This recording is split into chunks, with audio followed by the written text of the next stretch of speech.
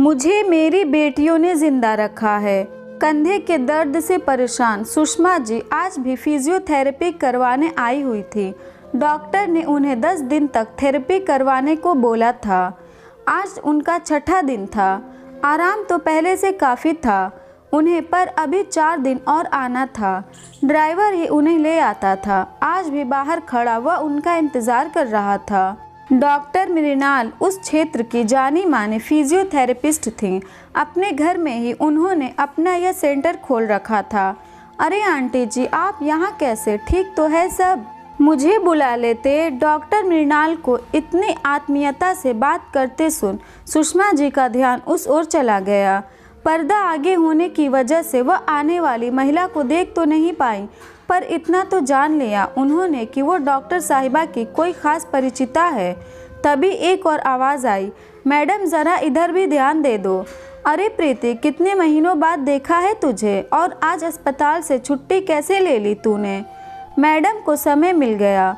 सिर्फ मुझसे मिलने तो आई नहीं होंगी, ज़रूर कोई और भी बात है।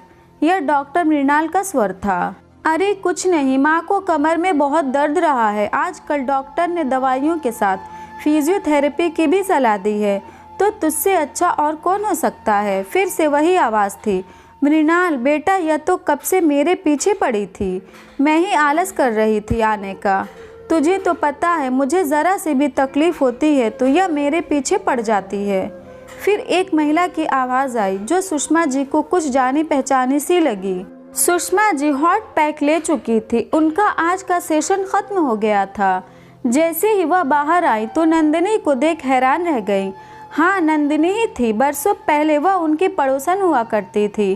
3 साल तक वह उनके बिल्कुल पड़ोस वाले घर में रहती थी, और फिर पति के ट्रांसफ़र की वजह से वह लोग दूसरे शहर चले गए थे। आज उसे यहाँ देखकर सुषमा जी को बड़ा आश्चर्य हुआ, और साथ में आई वह लड़की उनकी बेटी थी। शायद बेटी ही होगी, पर पता नहीं बड़ी या छोटी।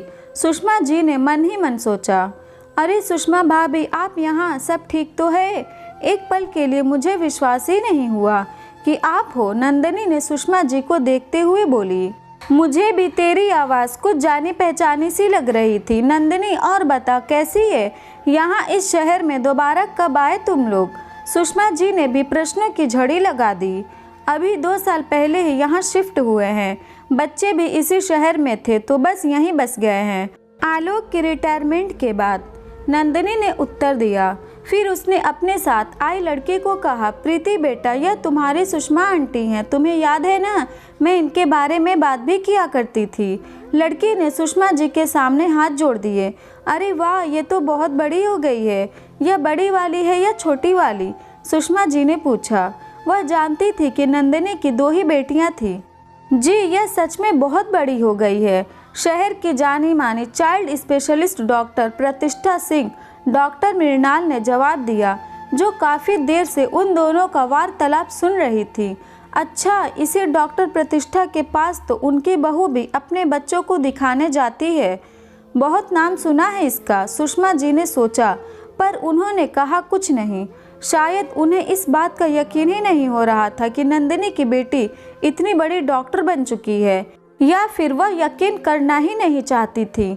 और दूसरी, अपने चिर परिचित अंदाज में उन्होंने पूछा, वह वकील बन यहीं प्रैक्टिस करती है? नंदिनी जी ने कहा। वकील? वकील बन लोगों के घर तुड़वाती होगी। सुषमा जी के मन में आया। आंटी, आपने गरिमा सिंह के बारे में अखबार में ज़रूर पढ़ा होगा। अरे वही जिन्होंने 2 महीने पहले एक लड़की पर एसिड फेंकने वालों को कड़ी सज़ा दिलाई थी, और इससे पहले नाबालिग लड़की के अपहरण और बलात्कार करने का जो मामला बड़ा तूल पकड़ा रहा था, उसके मुजरिम को भी उन्होंने ही जेल की हवा खिलाई थी। उसकी खबर तो आए दिन छपती रहती है, मानना पड़ेगा। वैसे हमारी छुटकी निकली बड़ी तेज़। डॉक्टर मृणाल फिर से उन्हें बताने लगी। सुषमा जी के लिए सब बड़ा अप्रत्याशित था। अपने चेहरे के भावों को छुपाते हुए उन्होंने नंदिनी से यहाँ आने का कारण पूछा। अब इस उम्र में कुछ न कुछ तो लगा ही रहता है सुषमा भाभी। दोनों बच्चियाँ मेरा बड़ा ध्यान रखती हैं। ज़रा सी तकलीफ़ में मुझे डॉक्टर के पास ले जाती हैं। गरिमा ने तो अपने घर के पास ही हमें भी घर ले दिया है। मुझे तो इन बेटियों ने ही जिंदा रखा है। जवाब में नंदिनी जी बोली। इतने में सुषमा जी के ड्राइवर ने उन्हें आवाज़ दी और वह उनसे विदा लेकर कार में बैठ गईं। सुषमा जी कार में तो बैठ गई थी, पर उनका ध्यान नंदिनी की तरफ ही था। उन्हें आज से 20 बरस पहले की घटना याद आ गई, जब नंदिनी उनके पड़ोस वाले घर में रहने आई थी। मोहल्ले में आने के कुछ ही महीनों में अपनी मीठी वाणी और मधुर व्यवहार से नंदिनी ने सबको अपना बना लिया था। अगर कोई उसे पसंद नहीं करता था तो वो थी सुषमा जी। सुषमा जी को वैसे तो नंदिनी में कोई कमी ना लगती, पर जाने कि उसका 2 बेटियों की माँ होना शायद उन्हें पसंद ना था। खुद तो 2 बेटों की माँ होने के बड़ा दम था उन्हें। इस बात को लेकर अपना सर तान कर चलती थी वो। वैसे नंदिनी की बेटियां भी बहुत प्यारी, 12 साल की प्रतिष्ठा और 8 साल की गरिमा। पढ़ाई लिखाई में भी दोनों सदा आगे थीं। स्कूल की कोई प्रतियोगिता होती तो वो दोनों बहनें सदा बढ़ चढ़कर भाग लेती। सुषमा जी के बेटे भी उन्हीं के हम उम्र थे और एक ही स्कूल में पढ़ते थे। जब भी कभी मौका मिलता सुषमा जी नंदिनी को सुना देती, थोड़ा घर का काम काज भी सिखा दिया कर नंदिनी, आगे जाकर काम आएगा तेरी बेटियों को। लड़कियों ने कौन सी कलेक्ट्री करनी होती है, घर ही तो संभालना है। नंदिनी उनकी बातें सुनकर मुस्कुरा भर देती। जमाना कहाँ से कहाँ पहुँच गया था, परंतु सुषमा जी की सोच आज भी वही दकियानूसी ही थी। बच्चों के साथ खेलने पर भी कभी अगर वह आपस में लड़ पड़ते तो सुषमा जी हमेशा प्रतिष्ठा और गरिमा को ही डांट लगाती। इसी तरह दिन बीत रहे थे।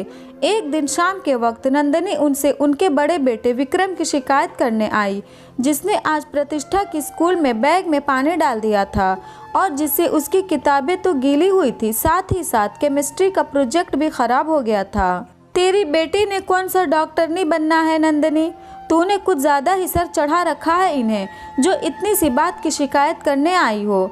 सुषमा जी गुस्से में बोली। सब जानते थे कि अपने बेटे के खिलाफ कुछ नहीं सुन सकती थी वो। भाभी, पर गलती तो विक्रम की ही है ना, नंदिनी ने जवाब दिया। अब तू मेरे बेटे की गलती बताएगी मुझे? अरे संभल जा, अपनी बेटियों को थोड़ा झुकना सिखा। बुढ़ापे में जिंदा रहने के लिए बेटों की ही ज़रूरत होती है। सुषमा जी कहाँ की बात को कहाँ ले गई थी। अपनी रोती हुई बेटी को चुप कराते नंदिनी उस दिन तो वहाँ से चली गई, पर उसके बाद ना तो कभी उसने ना कभी उसकी बेटियों ने उनके घर की तरफ रुख किया। मोहल्ले वालों ने भी सुषमा जी को ही गलत ठहराया, पर वो तो अपने बेटों के नशे में ही वह चूर थी। सुषमा जी के विचारों को विराम तब लगा जब ड्राइवर ने गाड़ी बाजार में पार्क कर दी। छोटी मेम साहेब ने घर का कुछ सामान लाने को बोला है, वह बोला। सुषमा जी को वह सब याद कर अपना मन विचलित सा लगा। बाजार में अच्छी खासी रौनक थी। कुछ ही मिनट में ड्राइवर सामान लेकर आ गया। कार फिर से चल पड़ी और साथ ही सुषमा जी के विचार भी। उन्हें याद आया कि उस घटना के कुछ महीनों बाद ही नंदिनी के पति के ट्रांसफ़र हो गया था और वह उनसे बिना मिले ही वहां से चली गई थी। आज जिस तरह नंदिनी उनसे मिली थी, उसने फिर से अपने साफ दिल होने का सबूत दे दिया था। सुषमा जी को नंदिनी के कहे शब्द, मुझे मेरी बेटियों ने जिंदा रखा है, बार बार याद आ रहे थे। क्यों कहे थे उसने यह शब्द? उन्हें क्या उसने बरसों पहले की सुषमा जी की कही बात का जवाब दिया था, या उसकी बेटियां कामयाबी के शिखर पर थी तो उसने उन पर तंज कसा था? पर नंदिनी ऐसी महिला नहीं थी जो किसी पर तंज कसती। सुषमा जी खुद से सवाल जवाब किए जा रही थी। नंदिनी की दोनों बेटियों ने अपने नाम के अनुसार अपने घर की प्रतिष्ठा और गरिमा को बनाए रखा था। नंदिनी उन्हें हर तरफ से सुखी, खुशहाल और जिंदा लगी। जिंदा, फिर से वही शब्द उनके मन में आ गया। क्या कहना चाहती थी नंदिनी? क्या साबित करना चाहती थी? क्या वो यह जताना चाहती थी कि वो तो इस उम्र में बेटियों के साथ जिंदा है? तो क्या वो सुषमा जी जिंदा नहीं हैं? सुषमा जी की परेशानी बढ़ती जा रही थी। कुछ ही देर में घर आ गया। कार से उतरकर वो सीधा अपने कमरे में चली गई। उनके पति बाहर बरामदे में पोता पोती के साथ खेल रहे थे। बहुएं अपने काम में लगी थी और बेटे फैक्ट्री गए हुए थे। कपड़े बदलकर उन्होंने नौकर के हाथ कहलवा भेजा कि वह कुछ देर सोना चाहती हैं और खाना नहीं खाएंगी। कुछ देर बाद वह लेट गईं। लेटते ही फिर से वही उलझन उन्हें सताने लगी। उन्हें लगा आज बरसों बाद किसी ने उनकी सोच को आईना दिखा दिया है। उनका प्रश्न उनके दिलो दिमाग पर हावी होता जा रहा था। उन्हें लगा इस प्रश्न का उत्तर जानना उनके लिए बहुत आवश्यक है, नहीं तो विचारों के इस भंवर में वह खुद ही डूब जाएंगी। उन्होंने अपने आसपास नज़र दौड़ाई। सब कुछ तो था उनके पास जो एक इंसान को जिंदा रहने के लिए चाहिए था, पर क्या मूलभूत सुविधाएं जिंदा रहने के लिए पर्याप्त हैं? एक प्रश्न जो शायद उनके मन ने ही उनसे पूछा था।